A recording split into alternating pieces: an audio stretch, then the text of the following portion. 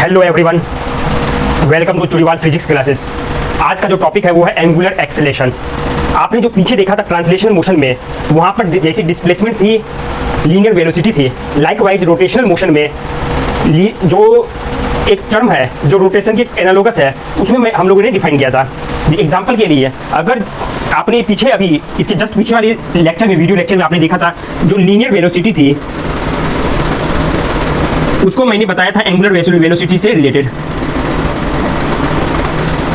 Clear? वहां पर relation जो आई थी v equal to omega cross r, means linear velocity and angular velocity are analogous.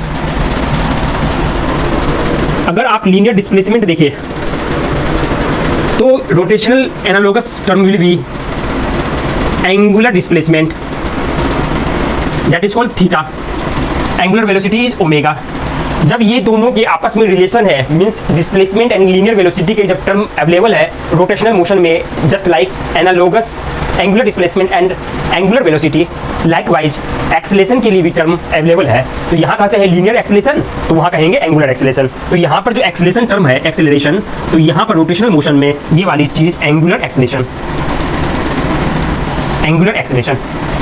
तो इसके बीच में अगर रिलेशन आप लिखना चाहे तो आप इसे लिख सकते हैं angular acceleration equal to rate of change of d omega by d t. Rate of change of angular velocity is angular acceleration.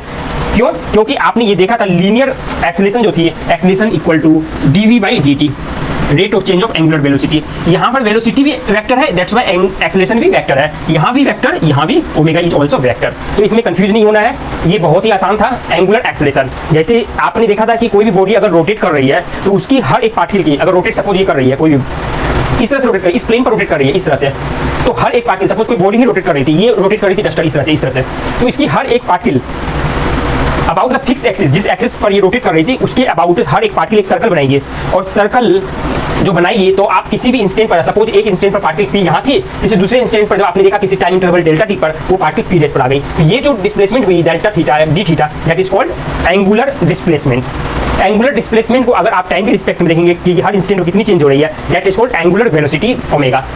And angular velocity की जो डायरेक्शन होती है along the axis of rotation होती है, and in the same way alpha की जो direction होती है, एंगुलर एक्सेलेरेशन की डायरेक्शन जो होती है, वो सेम होती है जो एंगुलर वेलोसिटी की डायरेक्शन होती है। ठीक है? तो ये था। देखिए यहाँ पर आप कह सकते हैं कि इसकी डायरेक्शन हो सकता है इसकी अपोजिट हो। अब वो पॉसिबल है अगर एक्सेलेरेशन डिक्रीज कर रही है, अगर वेलोसिटी सपोज किसी वेलोसिटी से एंगुलर वेलोसिटी से रोटेट कर रही है, उसकी वेलोसिटी एंगुलर वेलोसिटी अगर कम हो रही है तो डायरेक्शन जो है अल्फा की ओमेगा की अपोजिट होगी। अगर दोनों की इंक्रीज कर रही है, ओमेगा भी इंक्रीज कर रही है, ओमेगा की इंक्रीज कर रही है, उस कंडीशन में ओमेगा और अल्फा की डायरेक्शन सेम होगी। लेकिन ये कंफर्म है अलोंग द एक्सिस होगी। अलोंग द एक्सिस जो है वो ओमेगा की डायरेक्शन भी होगी और अल्फा की भी डायरेक्शन होगी। क्लियर? तो कोई भी डाउट हो तो आप मुझसे पूछ सकते हैं। प्लीज मेरे चैनल को सब्सक्राइब करें। Thank you everyone.